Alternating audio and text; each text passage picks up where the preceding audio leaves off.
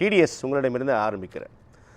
காவிரி விவகாரம் தமிழ்நாட்டுக்கு ஒன்றும் புதிதல்ல, நீண்ட நெடிய வருடங்களாக போய் கொண்டிருக்கக்கூடிய ஒரு விவகாரம். நிறைய ஆட்சிகள் மாறிக்கொண்டே இருக்கிறது, ஆனால் காட்சிகள் மாறவில்லை இந்த குறிப்பிட்ட விவகாரத்தில் அப்படின்றதான் நாம் அறிந்த உண்மை, யதார்த்தம்.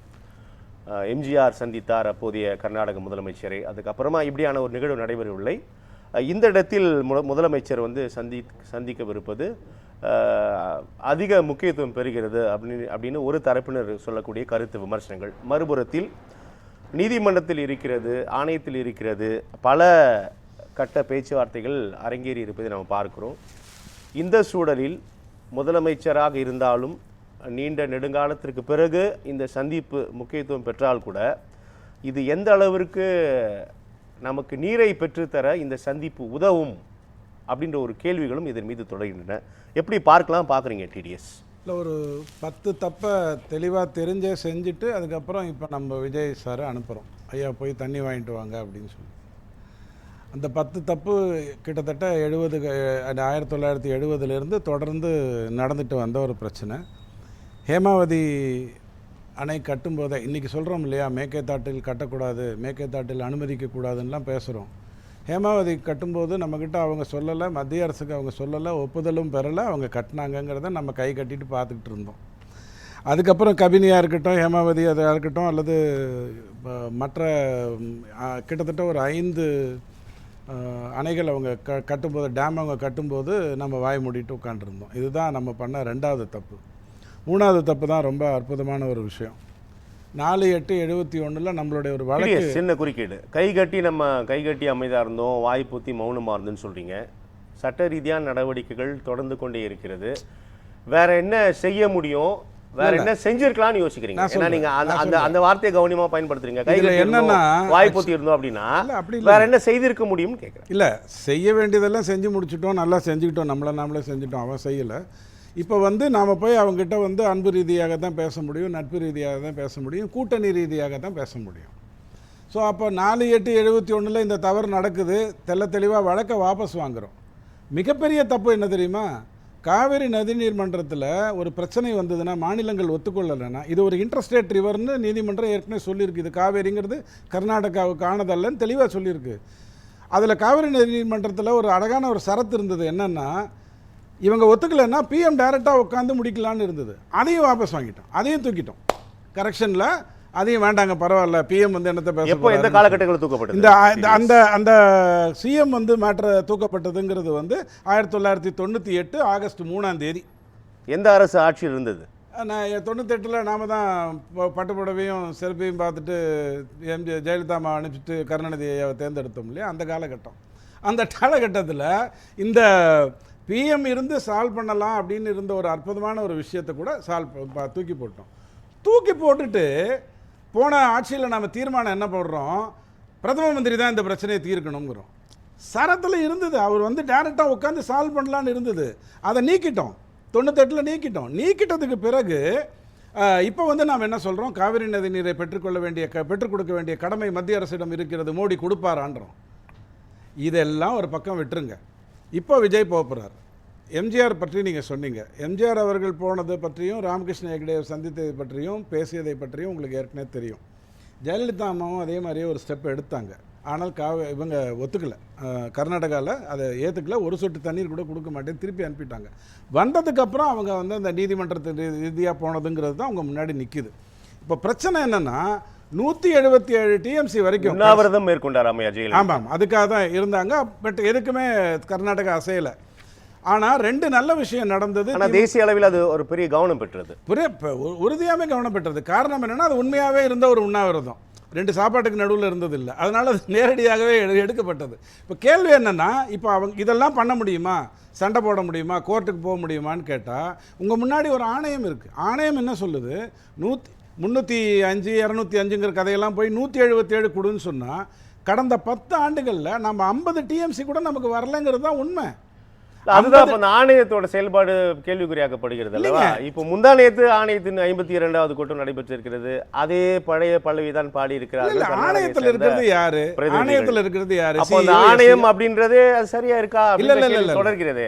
இல்ல நமக்கு காங்கிரஸ் கொடுத்தது வந்து ஒரு பல் பிடுங்க முடியாத ஒரு ஆணையத்தை கொடுத்தாங்க. அப்ப சண்டை போட்டு இல்ல இந்த மாதிரி ஆணையம் வேணும்னு சொல்லி வாங்கிட்டோம். அதுல எந்த மாற்று கருத்தும் இல்ல.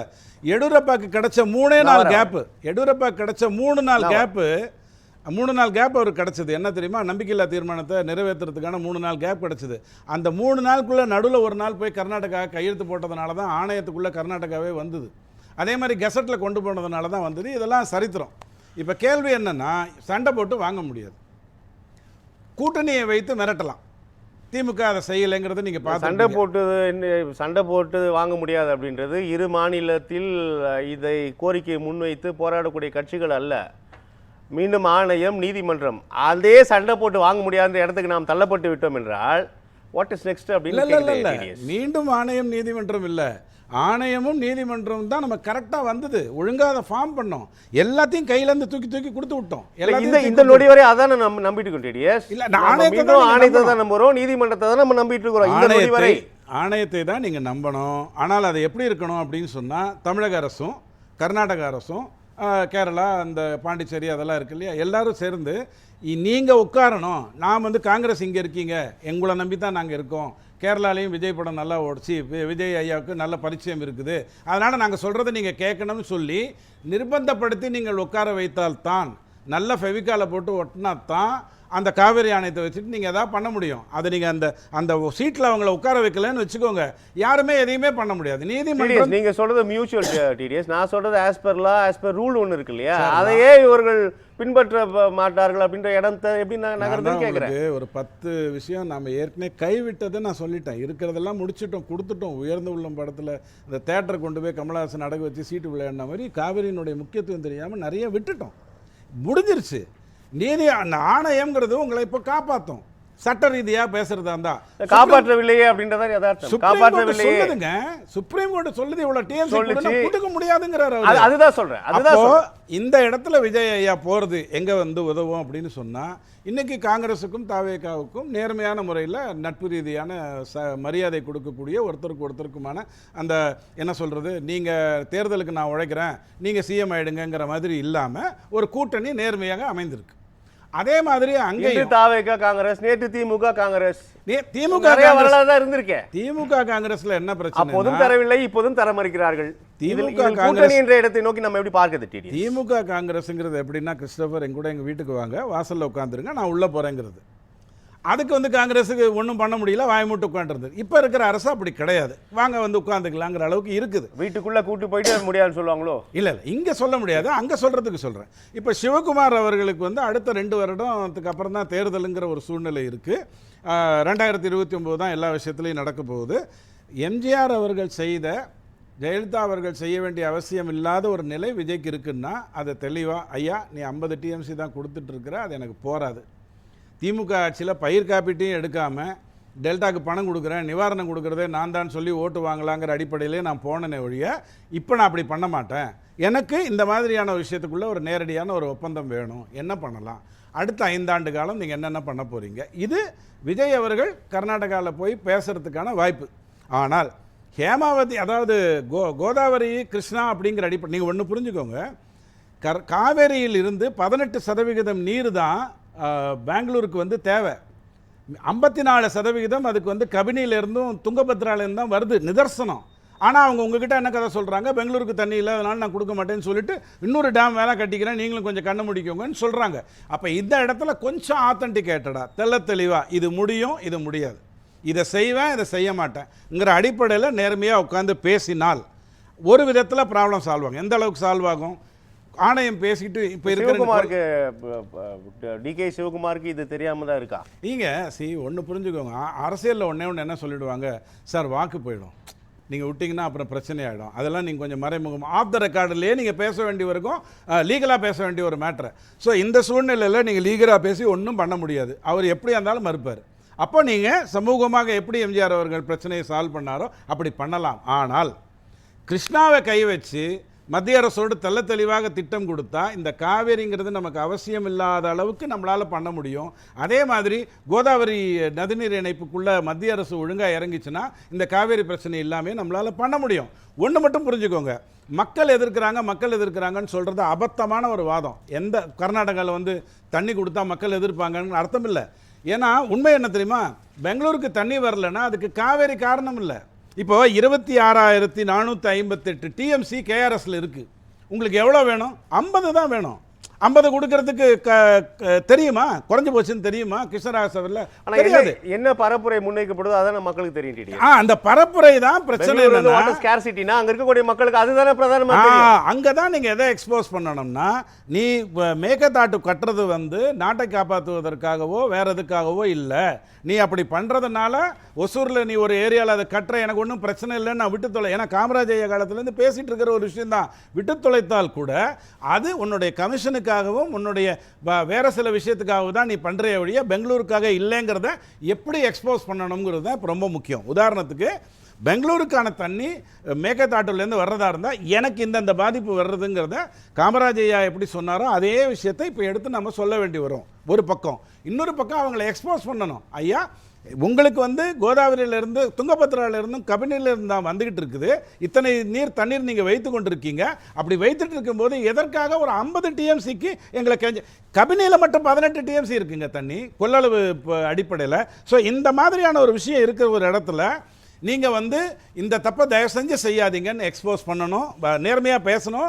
சிவகுமார் ஐயாவோட மக்கள் முன்னாடி சில விஷயங்களை எக்ஸ்போஸ் பண்ணணும். இது பார் நடந்துட்டு இருக்கிறதுங்கிறது வந்து வெறும் கமிஷனுக்கான ஒரு விஷயம் தானே ஒழிய மேற்கத்தாட்டவால ஒரு பிரச்சனையும் ஒரு பிரயோஜனமும் உனக்கு இருக்க போகிறதில்ல, பாதிப்பெல்லாம் எனக்கு தான் இருக்க போகுதுங்கிறத நேர்மையாக எடுத்து சொல்லணும்.